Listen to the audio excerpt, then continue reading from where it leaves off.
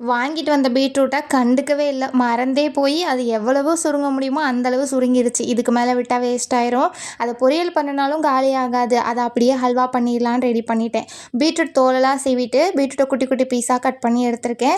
இத நம்மகிட்ட இருக்க கப்ல அளந்து எடுத்துக்கலாம். அப்பதான் நம்ம சுகர்லாம் சேர்க்கறதுக்கு கரெக்ட்டா இருக்கும். நான் மெஷர்மென்ட் கப்ல 3 கப் பீட்ரூட் எடுத்திருக்கேன்.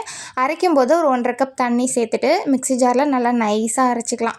இத ஒரு வடிகட்டி வச்சு நல்லா ஃபில்டர் பண்ணி எடுத்துக்கலாம்.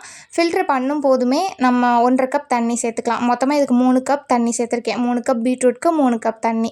அத எந்த பாத்திரத்துல ஹல்வா செய்ய போறோமோ, அந்த பாத்திரத்துல மறுபடியும் ஒரு தடவ வடிகட்டி எடுத்துக்கலாம். இது கூடவே 3/4 கப் கார்ன்ஃப்ளவர் மாவு, 1 1/2 கப் சீனி சேர்த்துருக்கேன். இந்த அளவு சீனி ரொம்ப தித்திப்பா தான் இருந்தது. நீங்க இத விட கம்மியா 1 கப், 1 1/4 கப் கரெக்ட்டா இருக்கும். நல்லா கட்டி இல்லாம மிக்ஸ் பண்ணிட்டு, இப்ப ஸ்டவ்ல வச்சுட்டு, இத கொஞ்ச நேரத்துக்கு கைவிடாம கிளறணும். நானும் எங்க பாப்பாவும் சேர்ந்து மாத்தி மாத்தி கிளறி இந்த அளவு கொண்டு வந்துட்டோம்.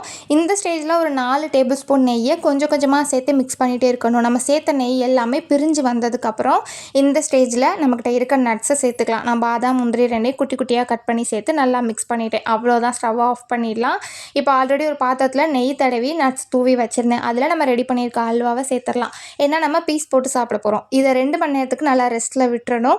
அந்த அளவுக்கு பொறுமை இருக்காது. அதை அப்படியே சைடில் வச்சுட்டு இன்னொரு பவுலில் மீதி இருக்க அல்வாவை போட்டு நட்ஸ் எல்லாம் தூவி நாங்கள் சாப்பிட ஆரம்பிச்சிட்டோம். சாப்பிடும்போது இது பீட்ரூட்டில் தான் செஞ்சோமான்னு டவுட்டாக இருக்கும். அந்தளவு டேஸ்ட்டாக இருக்கும். வாயில் வச்சதுமே கரைஞ்சி போயிடும். நம்ம பீஸ் போடுறதுக்கு ரெடி பண்ணி வச்சுருந்ததையும் ஒரு பிளேட்டில் மாற்றியாச்சு. சூப்பராக ரெடி ஆயிடுச்சு. இதை கத்தியில் லைட்டாக நெய் தடவிட்டு நமக்கு வேணுங்கிற ஷேப்பில் போட்டு எடுத்தோன்னா சூப்பரான பீட்ரூட் அல்வா ரெடி.